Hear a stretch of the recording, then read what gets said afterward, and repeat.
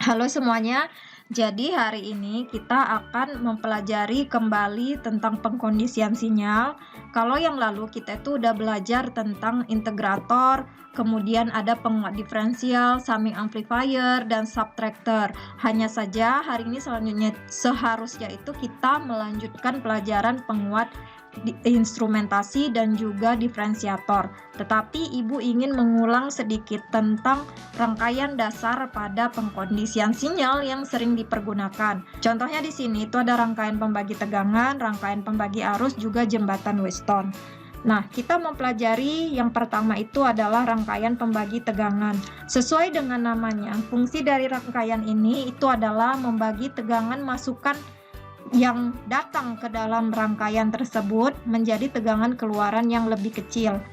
Kapan ini dipergunakan? Nah, ini biasanya dipergunakan untuk sensor yang dia mengubah besaran fisis non-elektris menjadi besaran fisis elektris dalam bentuk hambatan. Contohnya itu light dependent resistor ataupun potensiometer. Oleh sebab itu, karena yang terbaca oleh sensor tersebut itu adalah hambatan, maka harus dikonversikan lagi untuk dapat diolah oleh microcontroller. Nah, jadi di sini Bu Buah rangkaian pembagi tegangan itu contohnya dipergunakan untuk sensor yang mengubah besaran fisis non-elektris, besaran fisis non-elektris menjadi besaran fisis yang elektris tetapi dia dalam bentuk hambatan.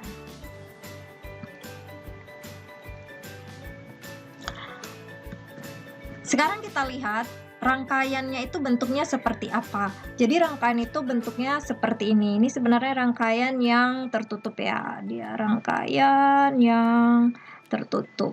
Dengan di sini kutub positif. Oke, sini kutub positif. Ini kutub negatifnya. Ya. Jadi dia akan membentuk suatu rangkaian yang tertutup. Dengan Vs ini adalah tegangan yang masuk ke dalam rangkaian tersebut, atau ini tegangan masuk. Tegangan masuk sering juga disimbolkan dengan Vin.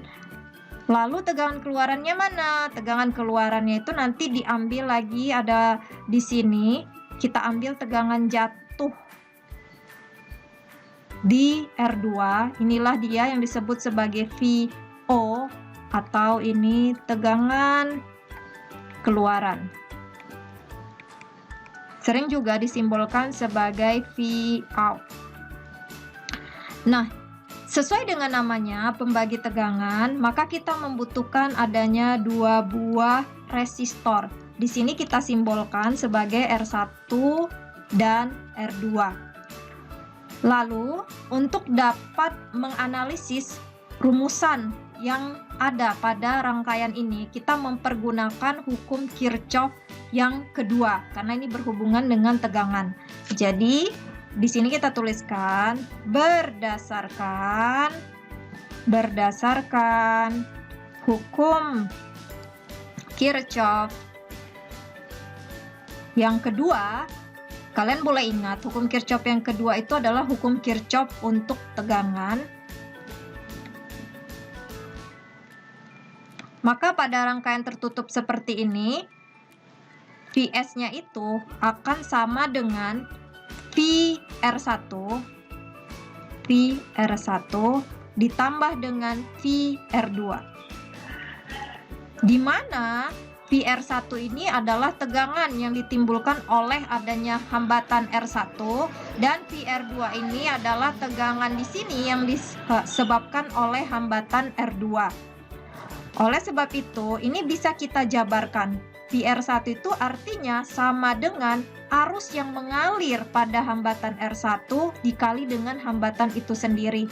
Dan berdasarkan hukum Kirchhoff yang pertama, karena hubungan antara R1 dengan R2 di sini sebenarnya seri, hanya saja nanti kita ambil tegangan jatuhnya di R2, maka I yang masuk ke R1 akan sama dengan I yang masuk ke R2. Atau dengan kata lain, untuk VR1 ini sama dengan I arus yang masuk ke R1 dikali dengan R1 itu sendiri.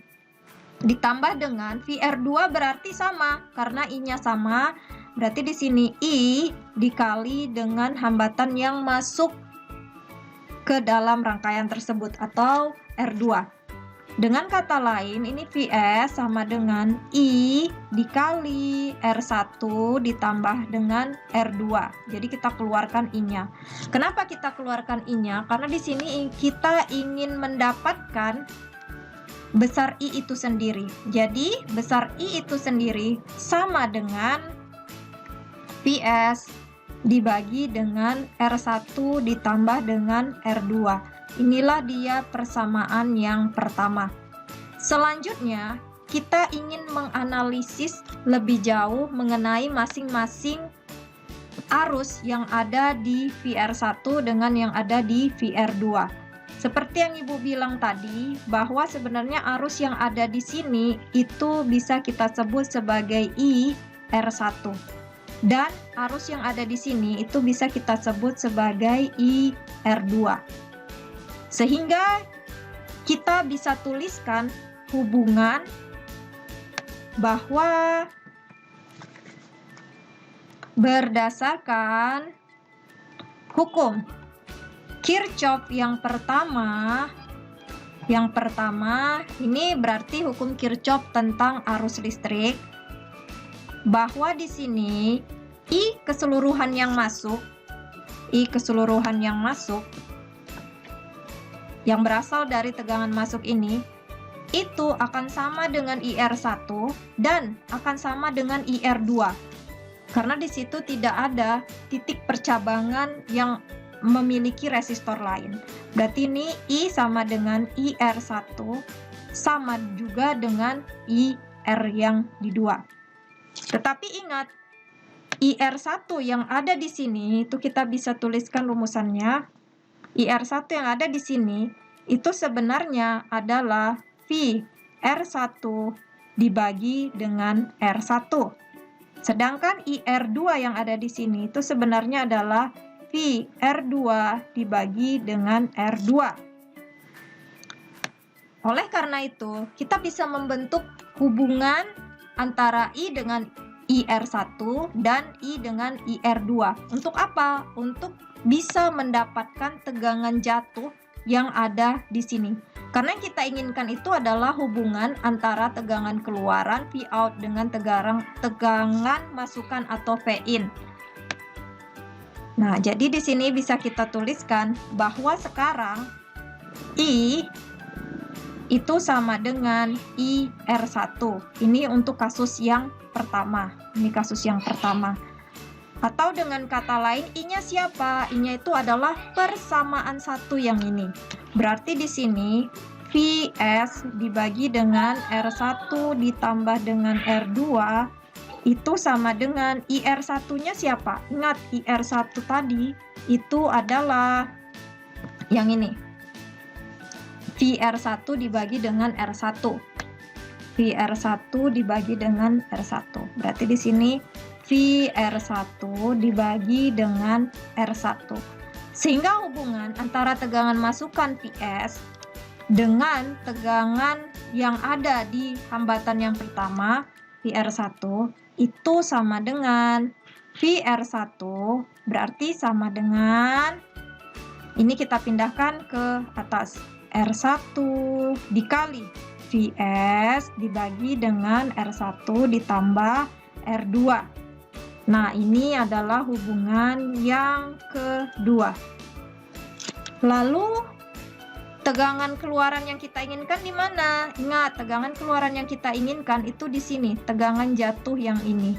Oleh sebab itu, berarti ini yang perlu kita cari adalah VR2. Oke, sehingga di sini dengan cara yang sama sehingga untuk mendapatkan VR2, kita itu bisa melakukan hubungan yang sama seperti ini. Jadi yang kedua di sini bisa kita tuliskan bahwa I sama dengan IR2. Di mana I itu sama seperti yang tadi yang sudah kita cari, bahwa I adalah Vs dibagi dengan R1 ditambah dengan R2. sama dengan IR2-nya. Kita lihat tadi hubungan IR2 seperti apa. Ya, IR2-nya itu yang ini ya, VR2 dibagi dengan R2. Berarti di sini kita bisa tuliskan bahwa ini adalah VR2 dibagi dengan R2.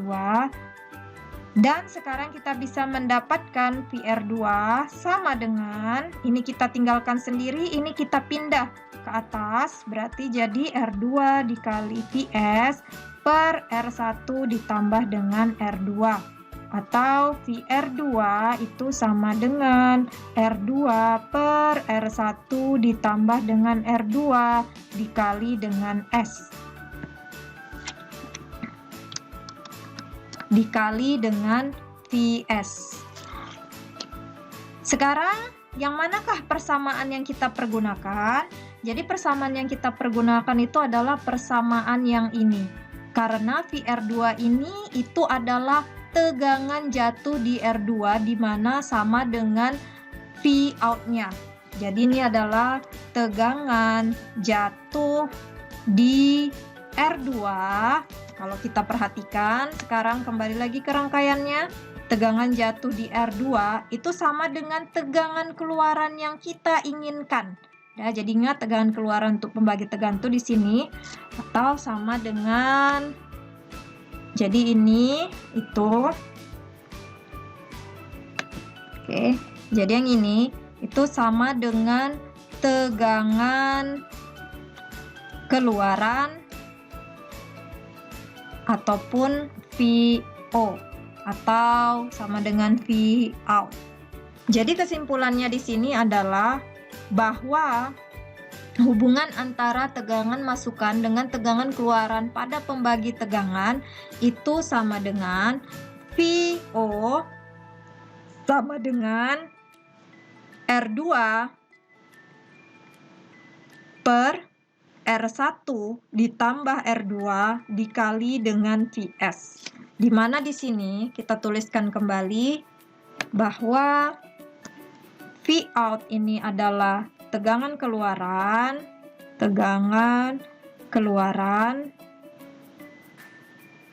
kemudian Vs ini adalah tegangan masukan,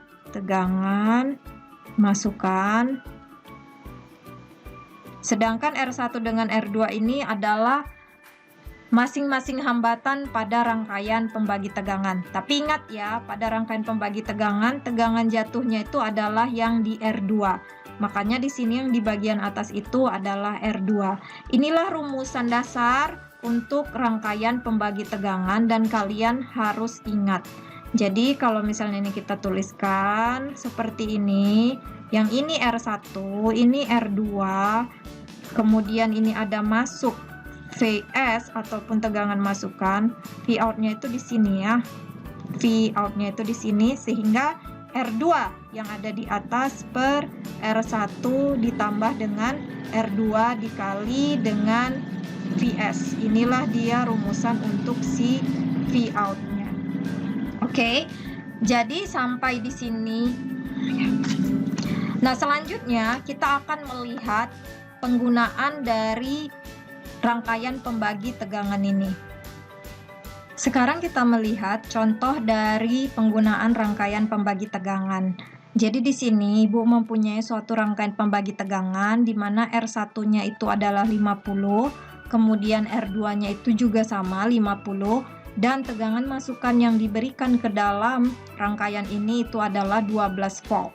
Selanjutnya kita ingin melihat dua hal di sini. Yang pertama, kita ingin mengetahui berapa tegangan keluaran atau tegangan VXY yang berada di sini itu jika tidak ada hambatan beban yang kita hubungkan lagi ke rangkaian kita. Yang kedua, Ibu nanti akan melihat bagaimana jika ada hambatan beban yang Ibu hubungkan ke rangkaian ini, apakah tetap menghasilkan tegangan jatuh di XY itu sama dengan seperti dia tidak ada hambatan beban. Oke, kita perhatikan yang pertama terlebih dahulu. Di sini kalau tidak ada hambatan beban, maka kita bisa mempergunakan rumusan yang sudah kita cari tadi, bahwa hambatan yang ada di sini di XY itu adalah yang 50, di mana hambatan yang ada di XY ini sama dengan R2. Artinya di sini kalau kita ingin mencari tegangan jatuh yang berada pada hambatan ini, itu Vout-nya atau tegangan keluarannya sama dengan Vin-nya. Vin itu adalah tegangan masukan yang tadi sudah kita pelajari sebagai Vs dikali dengan R bottom. R bottom itu adalah R2 di sini dibagi dengan R top ditambah R bottom, di mana R top itu adalah R1 dan R bottom itu jangan lupa itu adalah R2. Sehingga di sini Vout-nya itu sama dengan kita masukkan langsung nilainya. Vin-nya ada 12 volt dikali dengan R2-nya itu adalah 50.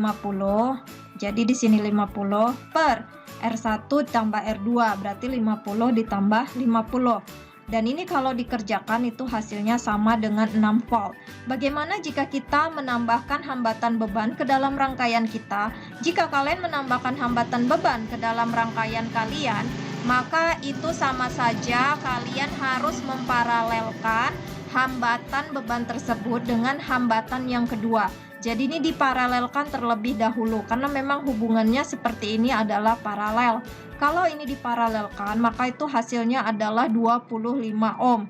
Selanjutnya kita mencari tegangan jatuh yang ada di sini itu dengan cara yang sama, bahwa Vout itu sama dengan Vin ataupun Vs dikali dengan R yang kita cari di tegangan jatuhnya, itu adalah R bottom atau R2 per R top ditambah R bottom, R1 ditambah dengan R2.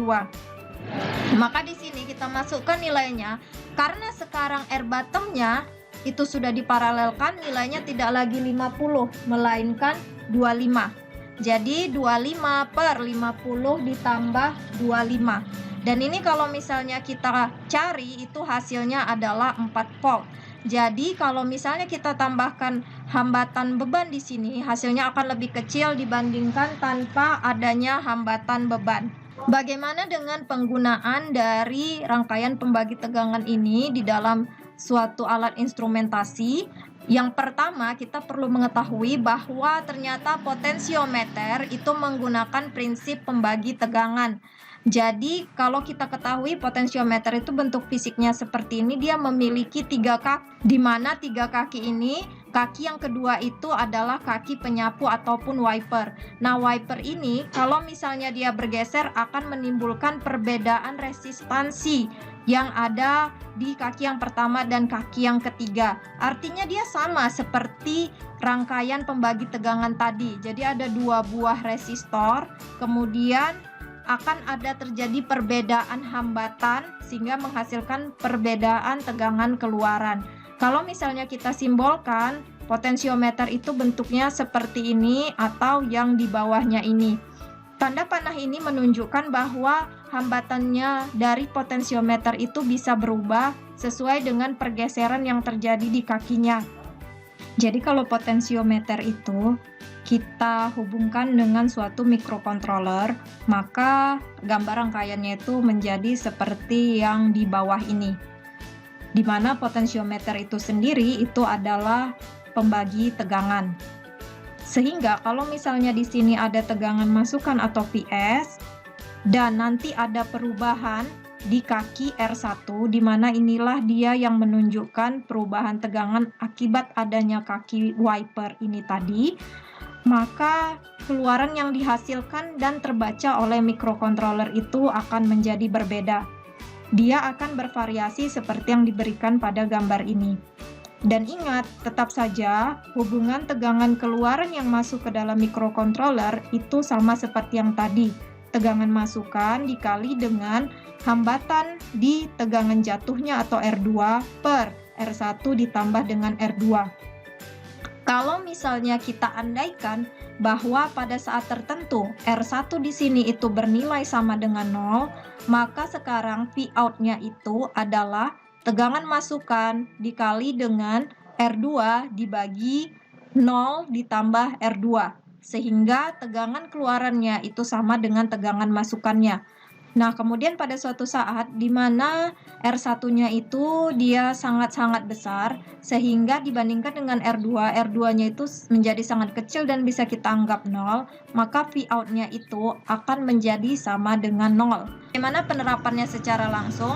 Salah satunya adalah jika kita menggunakan sensor, di mana sensor tersebut mengubah besaran fisis yang non-elektris menjadi fisis yang elektris, namun dalam bentuk hambatan.